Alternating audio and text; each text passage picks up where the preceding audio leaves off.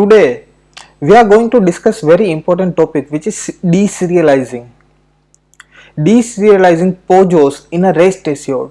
We are going to use this site for a test API. So this will be my list user API, and we are directly going to deal with the complex POJO. In this my get request, I will get response like this. So if I am going to just code beautify, so this is my I am using the same response. In this response, let's understand first the response, or how we are going to make a POJO. So this is the key point. If you are not able to create the proper POJO, then you will lead to multiple errors. So first you need to understand your JSON response.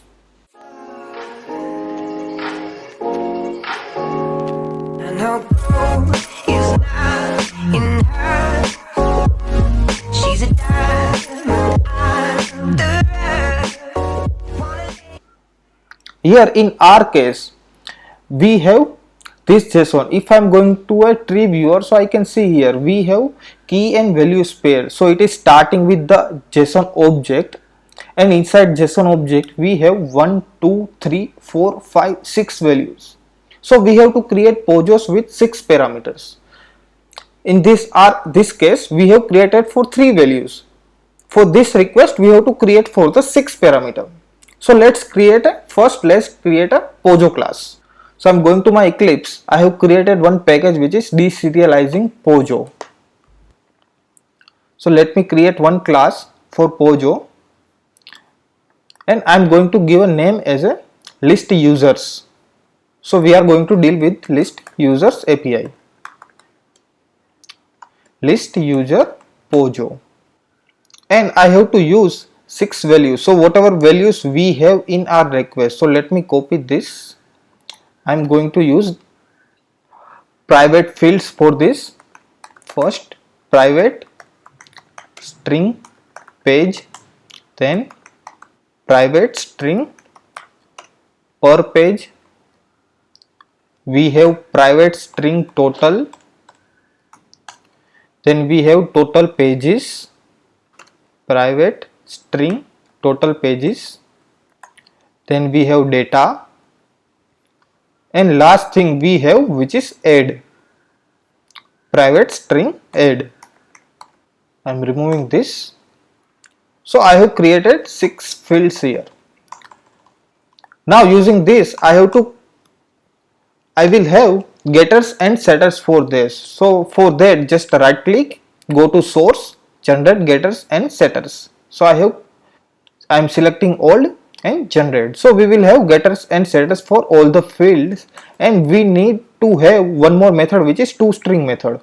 So I am going to create one more method. I have to go to source, toString method. So in the same format we can print the data. So let me generate toString method.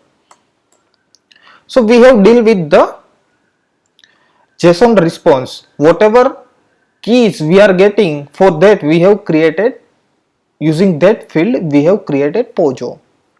We have data. So data is a list. In this data we are going to get 5 more values. So we need to have again one more POJO class which will be belongs to this list user POJO. So for data I am going to create one more class which is data POJO,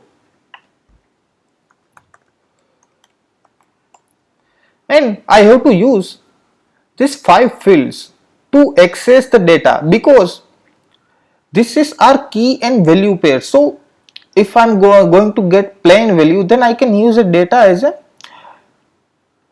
in this normal class, but in this our case data is a again JSON object, and there will be again list of some data or few more data. So I need to have this POJO class as well. So I'm going to use these fields, and I'm going to create one more POJO.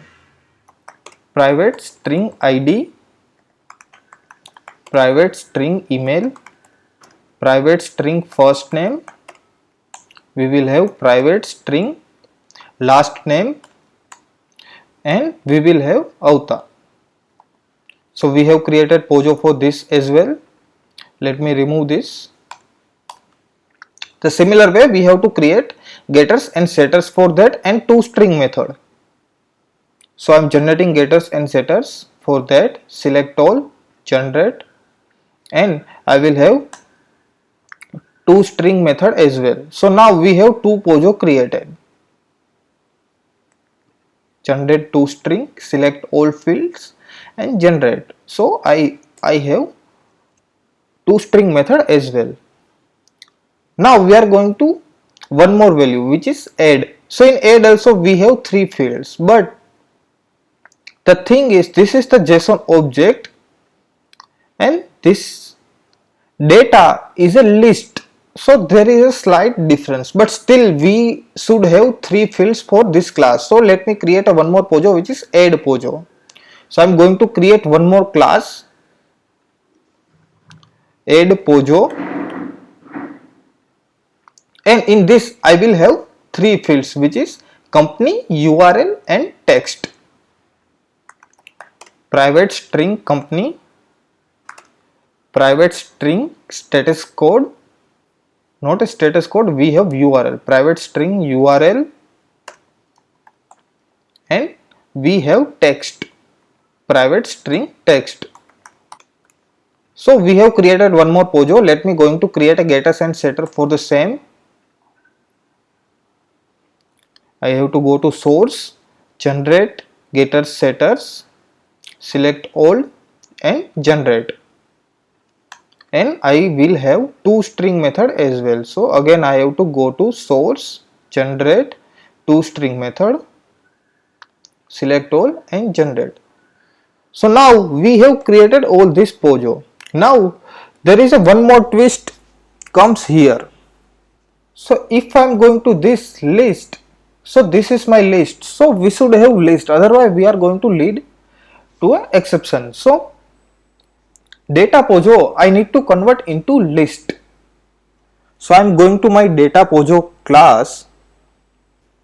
So I am going to list user, because this data is going to return me a list. This is not a string value. All these things are string value, but this is a list. So what I am going to do, I am going to use list, and in diamond bracket I am calling as a data Pojo. So this class is referred as a list, and I have to give the same name, data Pojo here,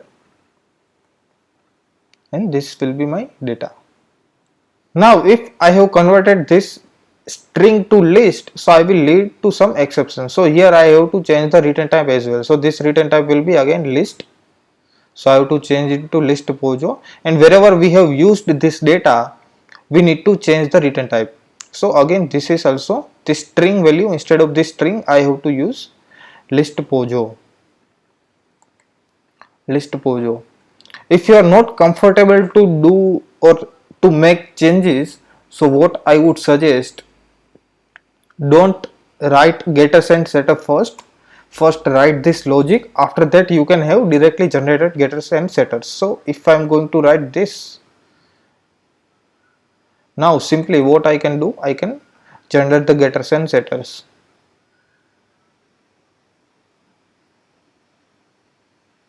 So in this case I will directly have list values. So this is pretty much easy. Source and toString method. So whatever value will be there, it will be reflected based on your data type. So no need to worry about that, otherwise we might miss something. And we have to change this string, because this is not a string, we are referring to this class. So we need to give a return type of this class. Instead of string we need to use this add Pojo here. So again it is going to update here. So we need, instead of this string we have to use add Pojo, and here as well also we have to use this add Pojo. Now what happens whenever we are coming to this class? So first we are going to starting from this page. So first it will going to perform operation on page, then per page, then list, and then total page. So like this our compiler work and execution flow will work. So whenever we are going to reach here this data type, so it is going to data Pojo. So it will go to the data Pojo and it will execute this statement.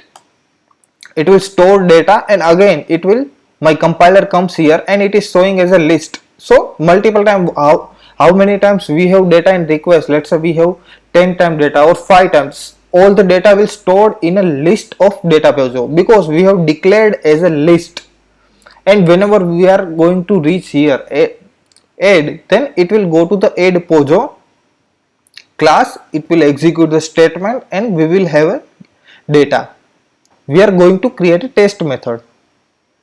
So I have created package, already I have created one package which is deserializing test. Inside that I am writing deserializing test class and I will have a method. So in this I am going to use testng annotation. I am going to create a method for that, public void deserialization test, and first we have to initialize our URL and I have to import testng as well. So my URL is, if I am going here, so I can see here, if I click here, so this will be my complete URL. So I am using this and I am initializing URL because we are not dealing with the framework, so this is the separate of the framework, so no need to change URL or execution there, otherwise I have to repeat the same stuff, virtual arguments and path and everything. So to avoid that I am using initializing separately. Rest assured dot base URL is equal to, this will be our URL. On top of that I am writing my request. So rest assured dot given dot when dot get, because this is our get request, so we need to use get dot, as we have to use this class because we are referring to Pojo class, we are storing as a Pojo. So as in this class we have to call this class list user Pojo. So I am copying the same text, I am pasting here list user Pojo dot class. If I am going to hit this request, we will get status as a pass. So let me hit this, going to terminal, you can see status is a pass, but we are not printing the data. Now question comes, how to access the data? In serialization what we are doing, if I am going to serialization class, so first we are creating an object of this class. So let me try to create the object same way. So let's say I have created object, I am going to my deserialization test and I am creating the object list user Pojo is equal to new list user Pojo. I have created a class and using that I am going to access. So let's see what will happen. Pojo dot, simply I am going to print, or I can use toString here, toString method. So toString will be going to return me this statement. So it will write list user Pojo page and then page value. So this will be referring to this value. So like this it will work. If I am not going to use this, then it will be give me some other lines, that also we will see. So let me print this, run as a test of ng test. We are not getting anything, so value is null. Why? Because we have created another object and we are accessing through other object. So what I have to do, I have to refer to this Pojo class here instead of creating the object. So this will be my direct object here. So like this it will work. Now if I am going to run this, because what it will do, it will create the two different object and we are accessing another object, but we are storing data into second object. So that's why we are not able to get the data. To get data we have to use proper object for that. So now if I am going to run this, I will get the values. See, we are getting the value page number 1, page 1 per page 6, total 12. The same value we are getting whatever we have here, page 2 per page 6, total 12, total page is 2. So like that it will work. Now let's say you need to access some other values. or let's say you need to access this values data Pojo, what you are getting in data. So how can we do that? So let me comment out this line, and what I am going sysout Pojo dot get data. So I have data object created. So whatever statement we have created here, whatever fields we have here in this main Pojo class, the same thing we can access. So let's say we are going to access list Pojo. So this will be my list. So I can simply print this list. Let's say we are going to print this list first, and what we are going to do, we are storing as a list as well. So I'm going to refer this line. If you want to access particular values, so I will show how to access particular value. So this will be again my list, and I have to store value as a list because the return type is list. Now if I going to use a for loop, inside this I have to use one by one. So list dot get index I. So like this I can access individual elements. So let me write this statement in print statement. So if I'm going to use this is my, let me use some meaningful message here. This is my first element. So we have I and element. So now let me run this class. So we can see we can access entire Pojo class. We can see we can access individual elements as well. So this is my list Pojo. So we will get all the values here, and if I'm going to access individual value, then I can access individual value as well. So this is how deserialization works. Did any mistake in Pojo class, then our request will not work. So let's check an example.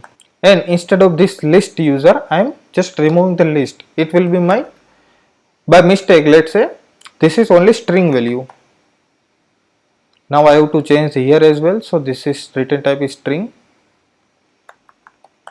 and this one is also string. So by mistake my Pojo is wrong and I am going to access the request, then what will happen? So I am running my test.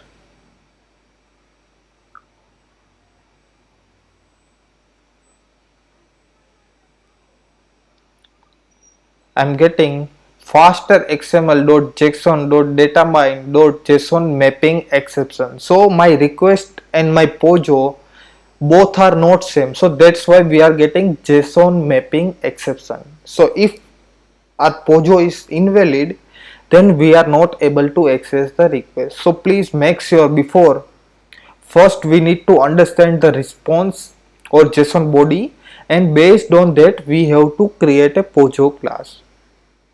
This is how deserialization and serialization works. Please subscribe Fundu Tester for more exciting video like this. Thank you guys. Thanks for the watching again.